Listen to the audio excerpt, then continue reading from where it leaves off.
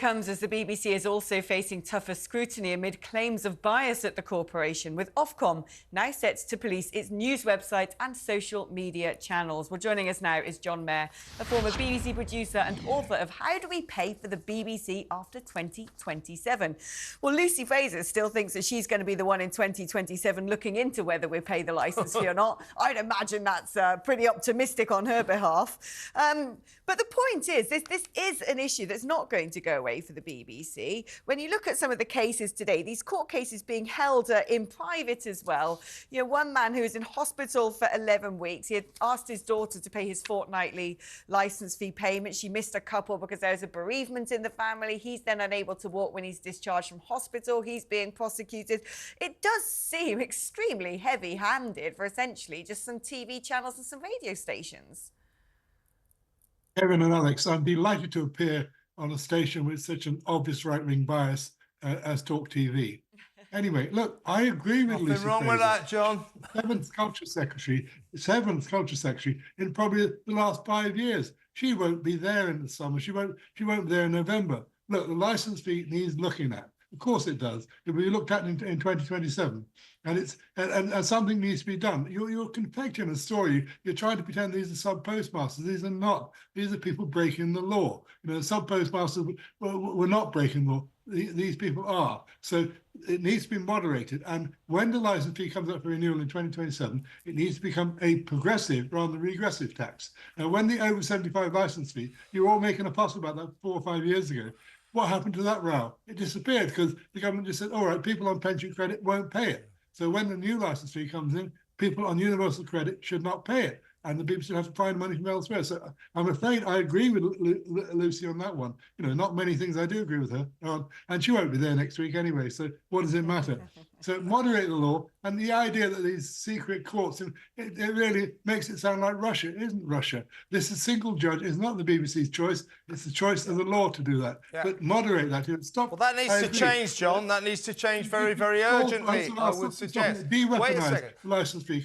It's a nonsense. And the idea of no, that law. Look, I need to talk as well, John. I'm the presenter. Yes, Kevin, carry on. Thank you very much. You say you accuse us of a right-wing bias. I think that's probably slightly fair, but we're transparent about it and nobody has to pay for us. We pay for ourselves.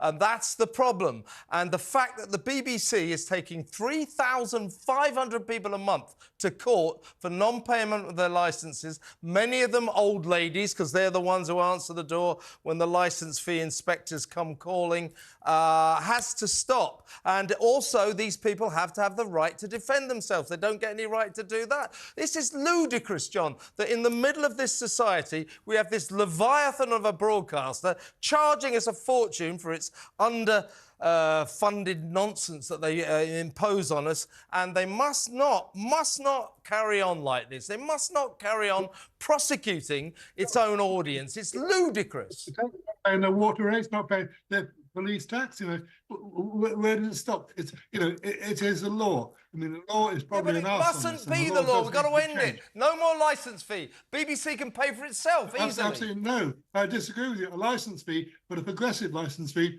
and a subscription from 2028.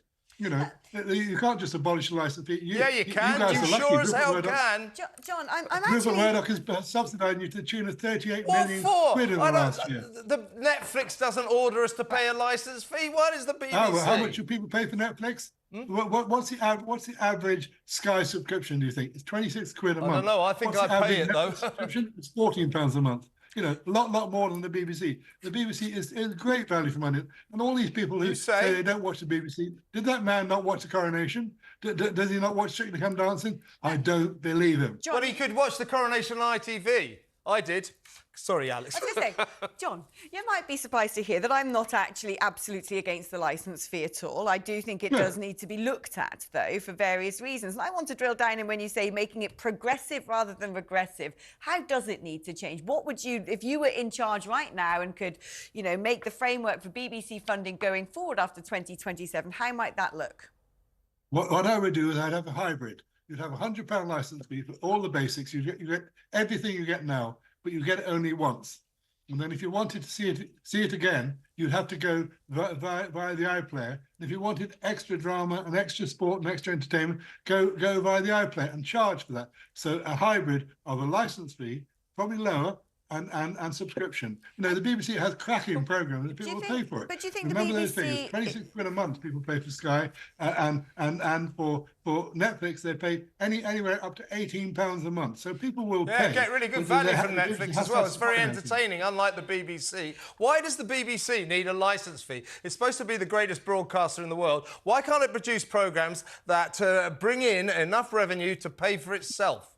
And how will it do that? You realise? Well, yeah, because they're incapable of producing entertaining programmes. I agree with that. There is no spare advertising, Kate. If the BBC advertised, then ITV would go bankrupt, so would Channel 4, and so would some of the streamers. So might you as well go bankrupt. Yeah, fine. It's called market forces, John. It's called market forces. Let it be. No, the BBC is there because of failing market forces, and the reason it's so good. No, you don't know that, do you? It's had a guaranteed income for 100 years, and it's produced cracking programmes. You know, and yes, people shouldn't be prosecuted, and yes, the licence fee needs changing. But you know, there's stop confecting a story about all these poor people get taken to single judge courts and locked up. In the last two years, nobody's been locked up. Nobody. Yeah, but 3,500 people a month privately prosecuted. That's grotesque. Yeah, well, you know, it's grotesque. How many are prosecuted for council tax? It's obscene, John. It's obscene. Not paying the water rates? Leave us alone. You're just a broadcaster. No, you know, how many... Just a broadcaster. You shouldn't be fining me. A lawyer's rotten. It's a hammer. But, you know, that's the government's job to do something about that. Maybe the government should give the BBC even more money to make up for the lack of people who are not paying the licence fee who are being fined. Oh, you know, let's criminalise people who want to watch television. John, I don't know about you, but I feel like we both deserve a gin and tonic. Yeah, thank you ever so much, John. for coming on. on. Coconut water. Good to talk to you, though, John. Cheers, man. Cheers.